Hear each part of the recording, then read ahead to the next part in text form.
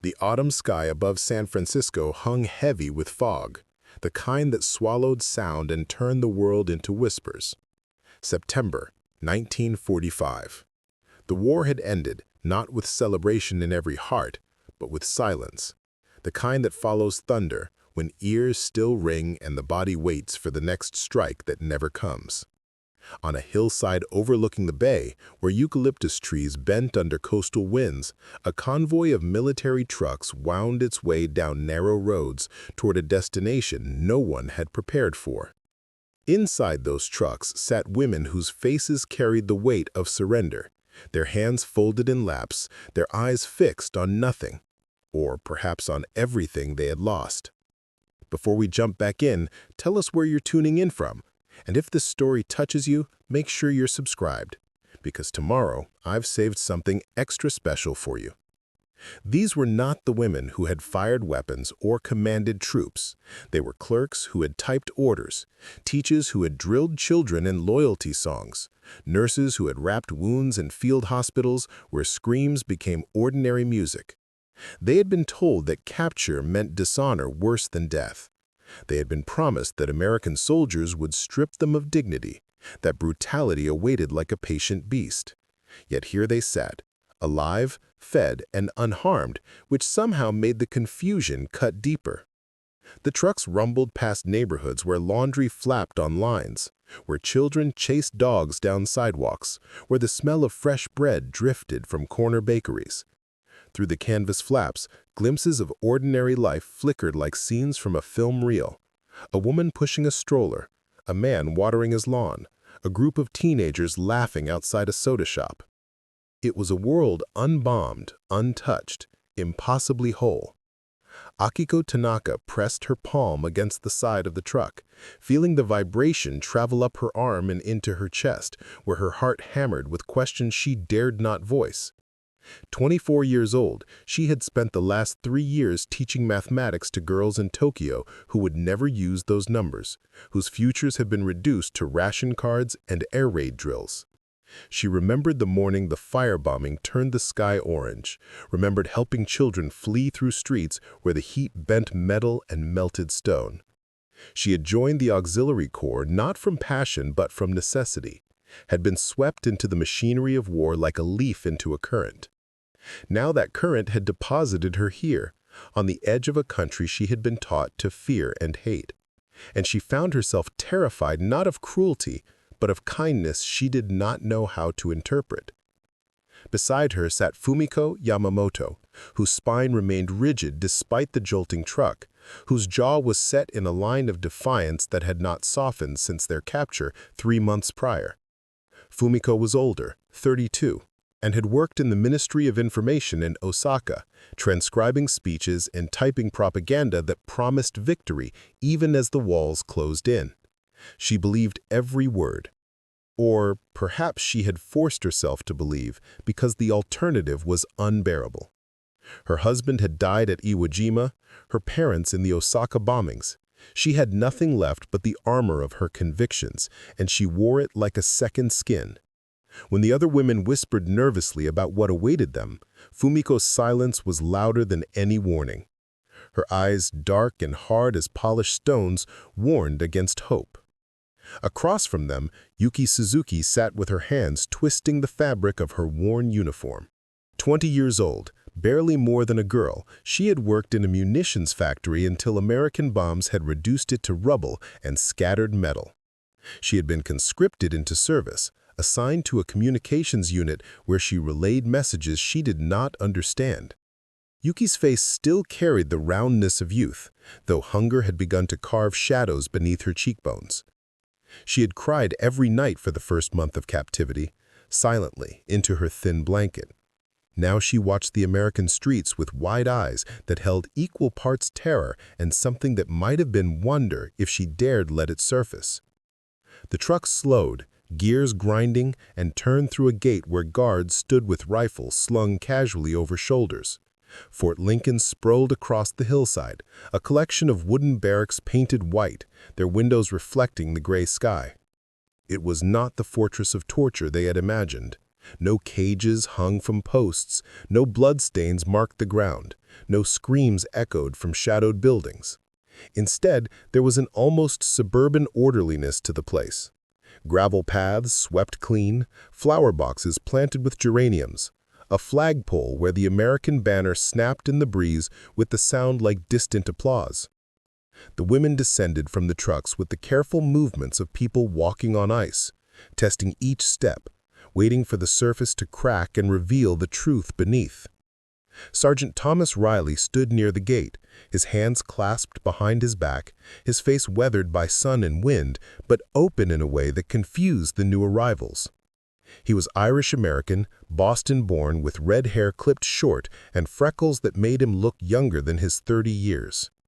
His grandparents had fled famine, had arrived in America with nothing, and he carried their gratitude in his bones. When he looked at these women, he did not see enemies. He saw his grandmother's stories of displacement, of arriving in a strange land where language was a locked door and every gesture carried the risk of misunderstanding. He had volunteered for this duty when others refused it, had learned a handful of Japanese phrases from a phrasebook he kept in his pocket, mangled the pronunciation with an accent that made the interpreter wince, but persisted anyway. Lieutenant Colonel Robert Mitchell observed from the administration building, his arms folded across his chest, his expression unreadable behind military composure. Mitchell was a career officer, West Point educated, a man who had seen combat in the Pacific and understood hatred intimately. He had watched men die screaming, had given orders that sent others to their deaths, had learned to calculate human life in strategic terms. Yet he was also a man who had studied history, who knew that wars ended but their aftermath stretched across generations. He believed, though he rarely spoke it out loud, that the true test of a nation was not how it treated its allies, but how it treated its defeated enemies. The camp under his command would be run with discipline, yes, but also with a humanity he hoped would plant seeds that might one day bear fruit in a future peace. Akiko felt the ground steady beneath her feet, but not her understanding of where she stood. The other women clustered together, their bodies forming a defensive wall against the unfamiliar. An interpreter, a Japanese-American woman named Grace Nakamura, stepped forward and spoke in their language, her voice gentle but firm. She explained the rules, the schedules, the expectations. 3 meals, daily. Medical care available. Work assignments that were voluntary, not forced. Recreation time in the yard. Letters could be written home, though mail was slow and uncertain. The women listened with faces that betrayed nothing, but Akiko noticed how several swallowed hard when Grace mentioned food, how hands tightened on worn bags when she spoke of letters.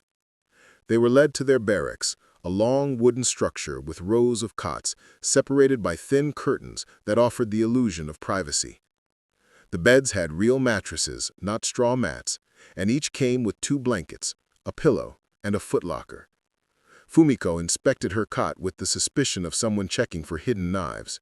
She pressed the mattress, examining its softness as though it were evidence of decadence designed to weaken them. Yuki sat on hers carefully, as if afraid it might collapse, and when it held her weight, something like relief flickered across her face before she suppressed it. Akiko stood between her cot and the window, looking out at the view of the bay, where ships moved like toys across water that sparkled despite the fog. She thought of Tokyo Bay, of the harbor where she had watched soldiers depart, their families waving flags that snapped in wind that smelled of salt and diesel. That bay had been gray with ash the last time she saw it. This one gleamed. The first meal arrived with the ring of a bell that echoed across the compound. The women filed into the mess hall, their movements synchronized by months of regimentation, their eyes scanning for threats they could not name. The hall was larger than any they had seen in years of war, with long tables and benches, with windows. Preparing and narrating this story took us a lot of time, so if you are enjoying it, subscribe to our channel. It means a lot to us. Now back to the story. That let in light instead of sealing it out. But it was the smell that stopped them. Rich, thick, impossibly abundant. Roasted meat, fresh bread, something sweet and creamy that made mouths water involuntarily. The serving line moved them past trays of food that seemed obscene in their plenty. Chicken drumsticks glistening with fat, mashed potatoes topped with butter that melted into yellow pools, green beans that still had color, and bread so white it looked like it had never known hardship. At the end of the line stood a machine that hummed quietly, a silver contraption with chrome handles and a glass cylinder filled with pale, thick liquid that churned slowly. A young soldier stood beside it, grinning with the easy confidence of someone who had never known hunger. He gestured to the women, speaking words they did not understand, but his meaning was clear when he pulled a lever and the machine dispensed a stream of creamy sweetness into a tall glass. He topped it with a metal cup, placed it on a tray, and handed it to the first woman in line. She took it as though accepting a live grenade. The soldier said something that made him laugh, and the interpreter translated. "It's a chocolate milkshake. You drink it. It's cold. It's good." Akiko received hers with both hands, feeling the cold glass against her palms, seeing the dark brown liquid swirled with white cream, a paper straw poking from the top. She had seen pictures of such things in magazines before the war, in advertisements that promised American luxury. She had been taught to despise such excess, such waste, such frivolity while the world burned. Yet here it sat, heavy and real, and impossibly tempting. She carried her tray to a table where Fumiko had already seated herself, her own milkshake untouched, her food arranged but not eaten. Yuki joined them, her eyes wide, her hands trembling slightly as she set down her tray. They sat in silence while around them other prisoners began to eat, some with hesitation, others with a hunger that overrode suspicion. Fumiko spoke first, her voice low and sharp. "This is a trick. They want us soft, grateful, confused. They feed us now so that later we forget what they did to our cities, our families. Do not let your guard down. Do not let them make you think this kindness is real." Akiko said nothing, but she looked at the milkshake, at the way condensation beaded on the glass like morning dew. She thought of her students, of the little girl who had fainted during morning assembly because breakfast had been a spoonful of rice. She thought of her mother's last letter, the one that spoke of eating grass soup and counting the days between meals. Yuki lifted her straw to her lips before she could stop herself, driven by curiosity or hunger or the reckless courage of youth. She sipped, and her eyes widened. The taste exploded across her tongue, cold and sweet and rich beyond anything she remembered. Chocolate, yes, but also cream, sugar, something vanilla, a thickness that coated her mouth and made her want to laugh and cry simultaneously. She looked at Akiko and Fumiko, her expression caught between guilt and wonder. "It's good," she whispered, as though a confession of a sin. "It's really good." Fumiko's jaw tightened, but she did not look away from her own glass. Akiko watched the ice cream beginning to melt, the chocolate swirling into patterns that would soon disappear. She thought about impermanence, about how her students had learned that beauty was fleeting, that attachment led to suffering, that discipline required sacrifice. But she also thought about how long it had been since she had tasted sweetness, how many months since her tongue had known anything but bitterness and ash. Slowly, carefully, she lifted the glass and sipped. The cold shocked her first. Then the flavor rushed in, overwhelming and gentle at once. It was not just taste, but memory, a reminder that such things existed in the world, that somewhere beyond rubble and smoke, people made desserts and served them with smiles. She set the glass down and met Fumiko's gaze. The older woman's face was stone, but her hand had moved closer to her own milkshake, fingers hovering near the glass as though testing the air around it for danger. The mess hall filled with the sounds of eating, of quiet conversation, of laughter from the American soldiers who moved among the tables with an ease that seemed almost insulting in its casualness. Sergeant Riley stopped by their table, his phrase book open in his hand. He attempted a greeting in Japanese, the words clumsy but earnest. The women stared at him, unsure how to respond to an enemy who bowed, however awkwardly, in their direction. That night, lying on cots that were too soft after years of wooden boards and straw, the women whispered in darkness that felt less oppressive than any they had known in captivity. Yuki asked the question none of them wanted to voice. What if it's not a trick? What if they really mean to treat us this way? Fumiko's answer came swift and certain. Then they are more dangerous than we thought. Kindness is the cruelest weapon because it makes you forget who you are. Akiko said nothing, but she looked at the milkshake, at the way condensation beaded on the glass like morning dew. She thought of her students, of the little girl who had fainted during morning assembly because breakfast had been a spoonful of rice. She thought of her mother's last letter, the one that spoke of eating grass soup and counting the days between meals. Her tongue felt the cold glass still in her memory. She stared at the ceiling and wondered what tomorrow would bring, whether the strangeness would deepen or resolve, whether she would learn to accept what she had been taught to refuse. Outside, fog rolled in from the bay, wrapping the camp in gray silence. The guards changed shifts with quiet efficiency. Somewhere in the distance, a radio played jazz, the saxophone wailing a question that hung in the air unanswered. And in the barracks, women who had expected chains found themselves holding glasses instead, their hands wrapped around cold sweetness, their minds wrestling with a contradiction they could not yet name. The war was over, but the real battle, the one fought inside each heart, had only just begun. Morning arrived with the clatter of breakfast bells, a sound that had become routine in the 3 weeks since their arrival at Fort Lincoln. The women rose from their cots with movements that had lost some of their military precision, bodies slowly remembering what it meant to sleep deeply, to wake without sirens screaming warnings into darkness. Akiko stood by the window, watching fog lift off the bay in sheets that revealed the city beyond in fragments. San Francisco sprawled across hills like a promise she did not yet know how to read. Buildings climbed slopes in tidy rows, streets carved geometric patterns through neighborhoods. And somewhere out there, she knew, people were living lives that had never been interrupted by bombs or surrender. The mess hall smelled of coffee and bacon, scents that no longer startled, but still carried a weight of unreality. Akiko had learned to navigate the serving line without hesitation, had discovered that scrambled eggs could be fluffy rather than rubbery, that toast came with real butter and jam made from actual fruit.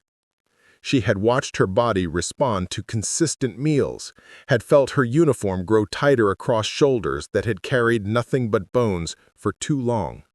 Fumiko ate with the same measured discipline she brought to everything, chewing exactly 30 times before swallowing, her face revealing nothing of whether she tasted pleasure or merely fuel.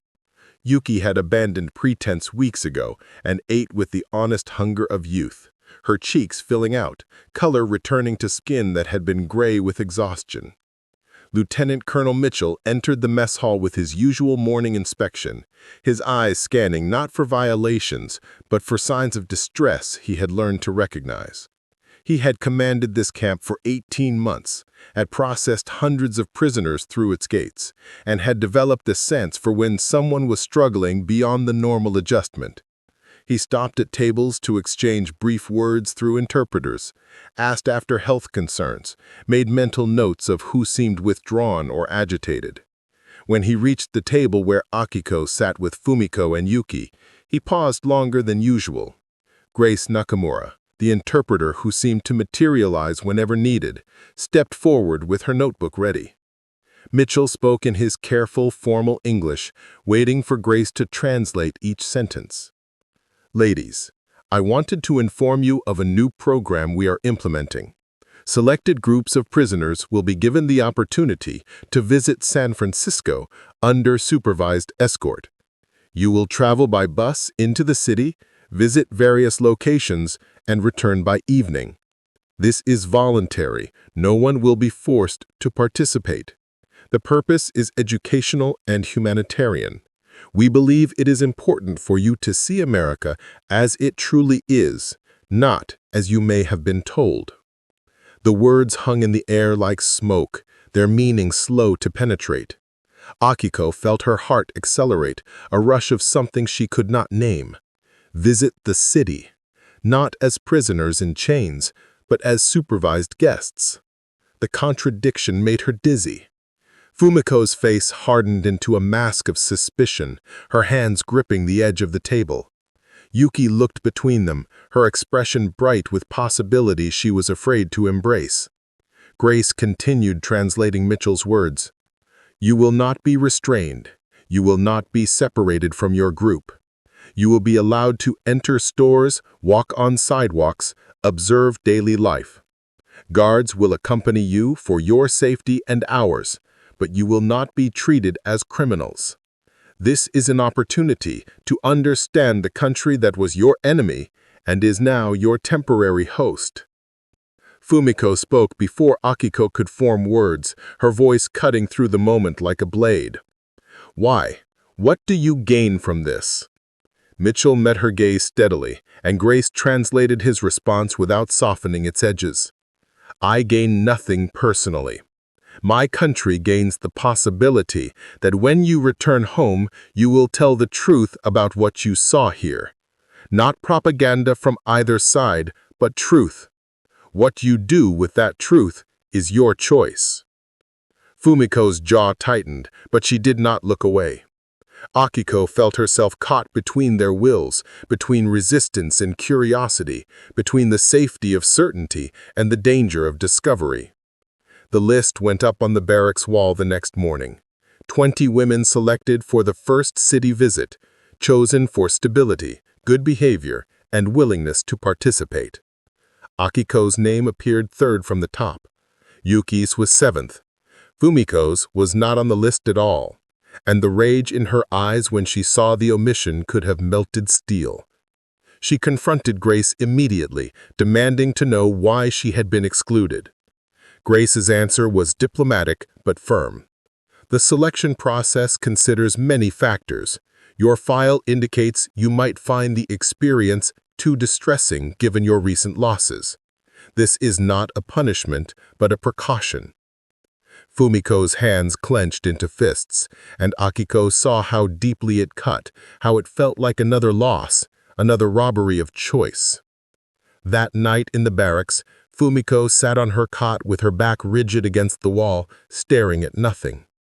Akiko approached carefully, as one might approach a wounded animal. "Fumiko, I do not have to go. I can request to be removed from the list." Fumiko's eyes snapped to her face, and for a moment Akiko saw past the armor to the grief that lived beneath. "No," Fumiko said, her voice rough. "You will go. You will see their city, and you will remember when they show you their abundance and their freedom that our cities are ash, that our children starve while theirs play in parks. You will go and you will not forget. Promise me you will not forget." Akiko felt the weight of that demand settle on her shoulders. "I promise," she said, though she did not know if it was a promise she could keep or wanted to keep. Fumiko nodded once and turned her face to the wall, dismissing further conversation. Yuki, from her cot across the aisle, caught Akiko's eye and mouthed words without sound. "What if it changes us?" Akiko had no answer, so she offered none. She lay down and stared at the ceiling, listening to the breathing of 40 women in the darkness, each one carrying her own war, her own losses, her own questions about what morning would bring. The bus arrived at dawn, a civilian vehicle painted cheerful yellow, its chrome bumpers catching the early light. Not a military transport, not a prison truck, but something ordinary people use to move through their ordinary days. The selected women gathered near the gate, their faces carefully neutral, their bodies tense with anticipation they tried to hide. Sergeant Riley stood with 3 other guards, all of them in dress uniforms rather than combat gear, their rifles left behind, only sidearms holstered at their hips. Riley smiled his easy Boston smile and gestured toward the bus with a sweep of his arm that seemed to say, "After you," as though they were guests rather than captives. Akiko climbed the steps into the bus and felt the texture of the floor beneath her shoes, rubber matting that had been worn smooth by countless feet. The seats were padded, covered in vinyl that had cracked with age but still offered comfort. She chose a window seat halfway back, and Yuki slid in beside her, practically vibrating with nervous energy. Through the window, Akiko could see Fumiko standing by the barracks, watching. Their eyes met across the distance, and Akiko felt the weight of her promise settle deeper. Remember, do not forget. The bus engine rumbled to life, and they pulled through the gate. The world opened. No longer confined to the fenced perimeter of Fort Lincoln, no longer limited to views through chain link and the distant sight of a city they could not touch, they rolled onto actual roads where actual traffic moved. Cars passed them going the opposite direction, their drivers paying no attention to the bus full of Japanese women. A milk truck rattled by with bottles clinking in their crates. A woman on a bicycle pedaled past with a basket of flowers. The ordinariness was staggering. San Francisco revealed itself in layers. First came the residential neighborhoods on the outskirts, houses with gardens and porches, laundry hanging on lines, children riding tricycles on sidewalks. Then the buildings grew taller, pressed closer together, brick and stone rising in proud declarations of permanence. Shops lined the streets, their windows displaying goods in quantities that seemed impossible. A butcher shop had entire sides of beef hanging in the window. A bakery showed towers of bread, cakes glazed and frosted, cookies piled in pyramids. A clothing store had dresses on mannequins, fabric and colors Akiko had not seen in years, reds and greens and blues that had not been dulled by war rationing. The cable cars rattled past on their tracks, bells clanging, people hanging from the sides with grips on poles, laughing as wind caught their hair. Akiko watched a man in a business suit reading a newspaper. A woman in trousers and a short-sleeved blouse walking a small dog. Two teenagers sharing an ice cream cone, their faces carefree in a way that seemed like something from a dream. The bus stopped at a red light, and a mother with a baby carriage crossed in front of them. The baby was fat, healthy, pink-cheeked, wearing a bonnet decorated with embroidered flowers. Akiko thought of the children in Tokyo, of hollow cheeks and distended bellies, of babies who cried without tears because their bodies had nothing left to give. The light turned green and the bus moved on, carrying her deeper into abundance. They parked near Union Square, a plaza surrounded by department stores and hotels, a central fountain where pigeons gathered and people sat on benches reading or eating lunch from paper bags. Riley stood at the front of the bus and delivered instructions through Grace's translation. You are free to walk around this area. You may enter stores. You may look at goods. You have no money to purchase, but you are welcome to observe. Stay together in groups of at least 3. Return to this spot in 2 hours. Do not attempt to leave the designated area. Understand that while you are not in chains, you are still in custody. Your behavior reflects on all of us. The women descended from the bus like pilgrims approaching a temple, their steps careful, their eyes wide. Akiko felt the sidewalk solid beneath her feet, felt the press of strangers moving around her, felt the enormity of being among people who were not prisoners, not guards, but simply citizens living their lives. A man in a hat tipped it to them as he passed, and Akiko nearly broke in breathing. An enemy soldier had shown them courtesy at the camp, but this was a civilian, someone who owed them nothing, who probably lost friends or family to the war, and yet he had acknowledged their humanity with a simple gesture. They walked as a group toward the nearest department store, Grayson's, its name spelled out in gold letters above doors that opened automatically, operated by some mechanical magic Akiko did not understand. Inside, the space stretched vast and bright, lit by chandeliers that sparkled with electric light. Counters displayed cosmetics, perfumes, jewelry, handbags. Akiko watched a saleswoman spray fragrance on a customer's wrist, watched the customer smile and nod, watched money exchange hands with casual ease. She wandered toward a clothing section where dresses hung in rows organized by color, fabric flowing in waves of silk and cotton and wool. She reached out tentatively and touched a sleeve, felt the softness against her fingertips, saw the price tag and tried to calculate what it meant in yen, how many months of her teacher's salary it would have cost. Yuki stood transfixed by a display of shoes, dozens of pairs in different styles and colors, leather polished to mirror shine, heels of varying heights, flats decorated with bows and buckles. In Tokyo, Yuki had owned only 2 pairs of shoes, one for work and one for everything else, both repaired so many times the original shape was a memory. Here, a woman could own a different pair for every day of the month and still have choices left. The excess felt obscene and miraculous at once, a testament to resources that seemed limitless, to a country that had fought a war on the other side of the world and emerged with its infrastructure intact, its factories producing luxuries instead of weapons. They moved through the store like ghosts, observing the living, touching nothing they did not have permission to touch, speaking in whispers though no one had demanded silence. Other shoppers glanced at them with curiosity or indifference, but no anger or fear showed on their faces, no anger or fear. A young woman smiled at Akiko and said something cheerful that Grace translated. "She says you have beautiful hair." Akiko touched her head reflexively, her hair still cut short for practicality, and managed a bow of thanks. The young woman smiled again and moved on, leaving Akiko standing with the weight of that small kindness pressing against her chest like a physical thing. They exited the store and stood on the sidewalk, blinking in sunlight that had burned off the morning fog. Sergeant Riley suggested they walk to a nearby park, and the group began walking, moved down streets where every corner brought new revelations.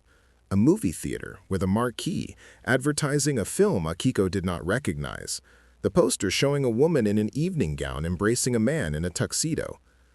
A newsstand where papers hung from clips, headlines speaking of reconstruction, of trials, of a world trying to piece itself back together. A drugstore with a soda fountain visible through the window, chrome stools lined up at a counter, a teenager in a white cap making something fizzy in a tall glass.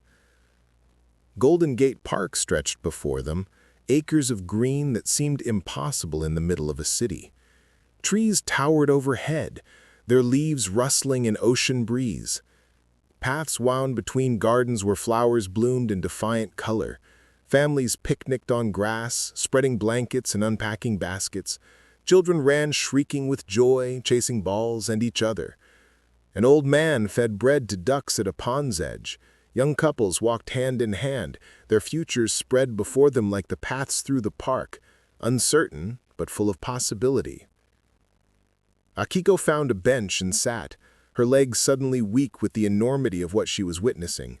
This was not propaganda. This was not performance for their benefit. This was simply life continuing, ordinary and extraordinary at once, untouched by the devastation that had consumed the world she knew. Yuki sat beside her, and together they watched a little girl in a red dress chase butterflies, her laughter carrying on the wind like music. Neither of them spoke. Words felt insufficient for what they were feeling, that strange brew of grief and wonder, of anger and longing, of everything they had lost measured against everything that had never been taken from these strangers. Sergeant Riley approached with 2 paper cones in his hands, offered them with a slight bow he had learned from watching the women. "Popcorn," he said, and Grace translated, though the gesture made words unnecessary. Warm and buttered and salted, the kernels white and fluffy, the smell triggering hunger Akiko did not know she carried. She took a kernel and placed it on her tongue, felt it dissolve into flavor, into the simplicity of corn and salt and butter, into the radical act of eating something purely for pleasure. Yuki ate handful after handful, her eyes closing with each bite, as though trying to memorize the taste, to carry it back with her to whatever future waited beyond these streets. The 2 hours evaporated like morning dew, and when they returned to the bus, Akiko felt heavier and lighter at once. Heavier with the knowledge of what existed beyond her previous understanding, lighter because something inside her that had been clenched tight for years had begun, despite her resistance, to loosen. The ride back to Fort Lincoln passed in silence, each woman absorbed in her own thoughts, her own wrestling with what she had witnessed. Through the window, Akiko watched the city recede, watched abundance give way to fences and guard towers, watched freedom collapse back into the contained reality of camp life. Fumiko waited at the gate, her face carved from granite, her eyes demanding answers before questions could form. Akiko descended from the bus and met that gaze, and in the space between them stretched everything she had seen, everything she had touched, everything she had tasted. She opened her mouth to speak, to honor her promise to remember, to not forget. But what emerged was simpler and more complicated than any report could capture. "It was real," she said quietly, "all of it. The abundance, the freedom, the ordinary life. It was real." And Fumika's face crumpled just slightly before she rebuilt it, because that truth was harder to bear than any lie propaganda could have told. The enemy had not needed to lie. That was what made everything so impossibly difficult to understand. The barracks filled with voices that night. Women gathered in clusters around those who had visited the city, their questions tumbling over each other like water over stones. They wanted details, specifics, proof that what they heard was truth and not exaggeration born from confusion or propaganda. Akiko found herself surrounded by faces hungry for information, and she spoke carefully, describing the department store with its automated doors, the park with its families and flowers, the children who played without fear of sirens interrupting their games. She told them about the popcorn, about the movie theater, about streets where people moved freely without passes or checkpoints. Some listeners nodded with understanding, others shook their heads in disbelief, and a few turned away as though the information itself was an attack on everything they had believed. Fumiko sat on her cot at the far end of the barracks, her back against the wall, her face turned toward the window where darkness pressed against glass. She had not joined the questioning, had not asked for elaboration, had simply absorbed Akiko's initial statement and retreated into whatever fortress she had built inside herself. Akiko watched her from across the room and felt the distance between them growing wider, not with anger but with something more painful, a recognition that they were choosing different paths through the same wilderness. Fumiko had decided that accepting any truth about American kindness was betrayal. Akiko had not yet decided what she believed, but she knew she could not unsee what her eyes had witnessed, could not unfeel the softness of fabric beneath her fingers, or the taste of buttered popcorn dissolving on her tongue. Lieutenant Colonel Mitchell sat in his office long after the camp had settled into nighttime routines, reviewing reports from Sergeant Riley and the other guards who had accompanied the city visit. Their observations were consistent. No incidents, no attempts to escape, cooperative behavior throughout. Several women visibly moved by what they witnessed, particularly when observing children and families. One woman, identified as Akiko Tanaka, showed significant interest in a public library visible from the park, asking through the interpreter about access to books. Mitchell made a note in the margin. "Intellectual curiosity is a bridge. Authorized library visit for next group." He leaned back in his chair and thought about the greater strategy at play, the one that extended beyond his camp, beyond even the occupation forces now governing Japan. The war had been won with bombs and bullets, with superior industrial capacity and military might. But the peace would be won or lost in moments like these, in the small revelations that shifted understanding, in the tiny cracks that let light into rooms that propaganda had kept dark. He was a soldier, trained to see the world in terms of objectives and tactics, but he was also a reader of history, and he knew that vengeance created only cycles of violence, while generosity, genuine and strategic at once, could sometimes break those cycles. The experiment with city visits was his small way of testing that idea. Own invention, not ordered from above, but not forbidden either, existing in the gray space where individual commanders made decisions that would be judged only by their outcomes. The second city visit was scheduled for the following week, a new group of women selected, and this time Fumiko's name appeared on the list.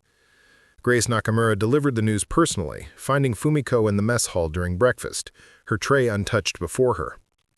Grace sat down without invitation and spoke in Japanese that carried no judgment, only information. "You have been selected for the next city visit. The decision came from the highest level of camp administration. There is no requirement to accept, but the opportunity is offered." Fumiko stared at her plate, at the scrambled eggs that had gone cold, at the toast that sat like an accusation of excess. Why now? Why me? Grace considered her answer carefully before speaking. Perhaps because your resistance is noticed and respected.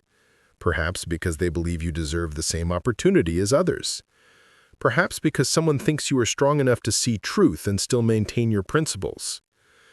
Fumiko looked up sharply, searching Grace's face for mockery or manipulation, but found neither.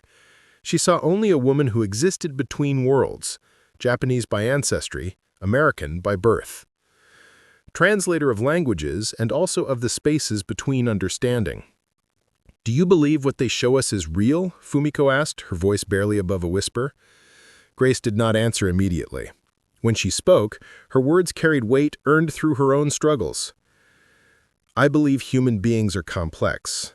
I believe nations are capable of great cruelty and great kindness, sometimes simultaneously. I believe you have to see for yourself and decide what truth you will carry." Fumiko nodded slowly, then looked back at her plate. She picked up her fork and began to eat. Mechanical motions that fueled a body she was preparing for a journey she both dreaded and needed to take. The morning of the second city visit arrived with rain, unusual for September but not unheard of.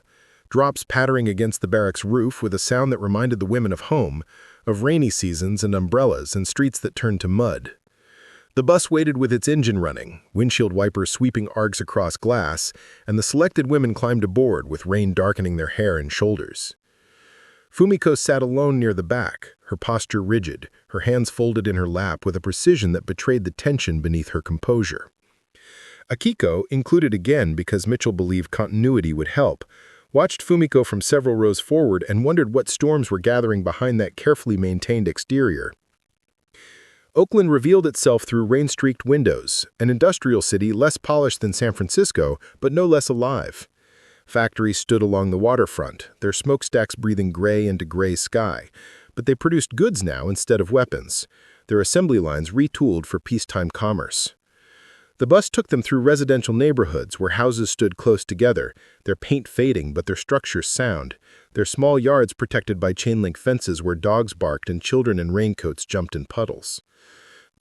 Fumiko watched an old woman sweep her porch, methodical strokes that cleared leaves and water, maintaining order in her small domain, and something in that simple act seemed to resonate, a recognition of dignity and ordinary labor that transcended nationality or politics.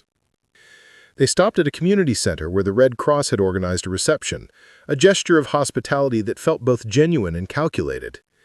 Inside, tables held cookies and coffee, simple refreshments but offered with warmth by women who wore Red Cross armbands and smiles that seemed determined to bridge the chasm of recent enmity. Grace translated introductions, explained that these volunteers worked with refugee resettlement, with displaced persons from across the globe, with anyone who needed help navigating the aftermath of war. One volunteer, an older woman with silver hair and kind eyes, approached Fumiko specifically, extending her hand in a gesture of greeting. "My son served in the Pacific," she said through Grace's translation. "He did not come home. But I do not blame you. War makes victims of us all. I hope you will accept my welcome." Fumiko stared at the extended hand as though it were a snake. Her mind raced with responses, with anger at the assumption that she needed forgiveness from someone whose son had invaded her country, with confusion at the lack of hatred in those eyes, with grief for her own husband who had died fighting against men like this woman's son. The hand remained steady, waiting without pressure, offering without demanding. Slowly, with movements that felt like they might shatter her, Fumiko reached out and took that hand. The touch lasted only seconds, but in that brief connection, something shifted. Not forgiveness, not absolution, not understanding even, but acknowledgement. Two women who had both lost pieces of themselves to war, standing in a community center in Oakland, sharing a moment of recognition across the wreckage. The rain continued through the afternoon as they walked streets lined with shops that catered to working families, stores that sold practical goods at prices marked on signs in handwritten numbers. They entered a grocery store, and the women stopped just inside the entrance, overwhelmed by the sight of abundance that put even the department store to shame. Aisles stretched deep into the building, shelves stacked floor to ceiling with canned goods, boxes of cereal, bags of flour and sugar, fresh produce arranged in colorful pyramids. A butcher counter ran along one wall, cuts of meat displayed on ice. A bakery section filled the air with the scent of fresh bread. Fumiko walked those aisles like someone in a trance, reading labels she could not understand, seeing quantities that seemed designed to mock the ration cards and food lines of her memory. At the produce section, she stopped before a display of apples, red and green and yellow, each one polished to shine, arranged with aesthetic care that suggested food was more than fuel, that presentation mattered even for something as simple as fruit. She reached out and touched an apple, felt its smooth skin, its solid weight, remembered the last apple she had eaten in Osaka, a small, sour thing split between 3 people because that was all they had. The apple here was perfect, unblemished, abundant. She picked it up and held it, and her hand began to tremble. A store employee noticed, a young man with acne on his chin and kindness in his expression, and he said something to Grace, who translated, "He says you can have that apple if you like. No charge. A gift." Fumiko looked at the young man, at his earnest face that had never known hunger, at his casual generosity that cost him nothing because he lived in a world where apples were plentiful. She wanted to throw the apple at him, to scream that gifts did not erase bombs, that kindness did not resurrect the dead. But she also wanted to bite into that apple, to taste sweetness that was freely given, to accept something good in a world that had given her so much that was terrible. She stood frozen between impulses, the apple in her hand growing warm from her body heat. And then she bowed, a deep, formal bow that acknowledged the gift and the giver, and she placed the apple carefully back in its display. "Thank you," Grace translated for her, "but I cannot accept. Not yet." The young man nodded with confusion but respect, and Fumiko walked away with her hands empty but her dignity intact, whatever that meant anymore. They visited a library next, a small branch building with wooden floors that creaked and windows that leaked rain at the corners. Inside, shelves held thousands of books, their spines arranged by mysterious systems the women did not understand.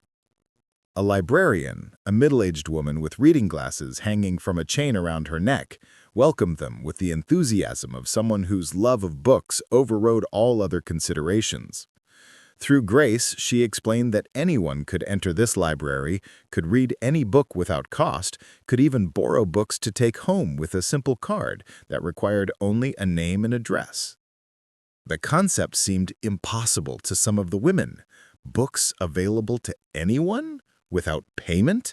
Without permission from authorities? Without screening for appropriate content?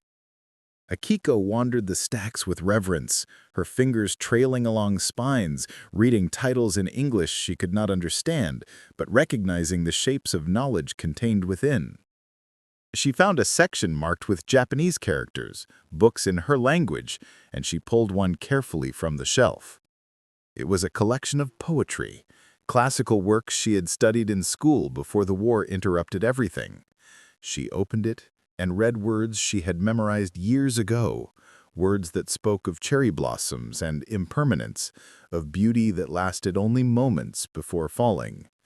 Tears surprised her, running down her cheeks before she could stop them, and she pressed the book to her chest as though it could anchor her to something that had been lost. Fumiko found her there, standing in the Japanese section with tears on her face and a book clutched like a lifeline. For a moment their eyes met, and something passed between them that was more than words, a shared recognition of what this meant, to find pieces of their culture preserved here, in the country that had bombed their cities, to see their language treated with the same respect as any other on these shelves. Fumiko reached out and selected a book of her own, a novel she had read in youth, a story of samurai and honor and duty. She opened it and read the first line, and her lips moved silently around words that felt like home. The librarian, watching from her desk, smiled and made a note in her records. Bridge built through literature, the most powerful kind. The bus ride back to Fort Lincoln passed in silence heavier than before, each woman carrying her own load of what the day had revealed. Fumiko sat in the same seat near the back, but her posture had changed, less rigid, more uncertain, as though the armor she wore had developed cracks she did not know how to repair. Akiko watched the city give way to the camp, watched freedom collapse back into containment, and felt the now familiar ache of return, the knowledge that she had glimpsed something she could not keep, that every visit to the world outside made the barracks feel smaller, the fences more confining. That evening, after dinner, Fumiko approached Akiko's cot and stood silently until Akiko looked up from the letter she was writing. Fumiko's face was drawn, exhausted in a way that had nothing to do with physical tiredness. "You were right," she said quietly. "It is real. The abundance, the kindness, the ordinary life, it is real, and that makes everything harder, not easier." Akiko set down her pen and looked at the woman she had thought she understood. "What will you do with that knowledge?" she asked. Fumiko shook her head slowly. "I do not know. I do not know how to carry it, how to reconcile it with everything else, how to return home and explain that the enemy fed us better than our own government could, that they showed us libraries while our cities burned. What does that make us?" Akiko had no answer, so she offered the only truth she had. "It makes us witnesses. It makes us people who have seen something complicated and must decide what story to tell." Fumiko nodded, then turned and walked back to her own cot, her shoulders carrying a burden that had transformed but not lightened. Around them, the barracks settled into nighttime routines, women preparing for sleep, whispering conversations dying into silence. The camp becoming quiet, except for the distant sound of guards walking their rounds, and rain continuing to fall on roofs that kept them dry. Akiko returned to her letter, trying to find words that would explain to her mother what she had seen, what she had felt, what she was slowly becoming. But the words would not come, so she folded the paper and put it away, unfinished, like everything else. Up next, you've got 2 more standout stories right on your screen. If this one hit the mark, you won't want to pass these up. Just click and check them out.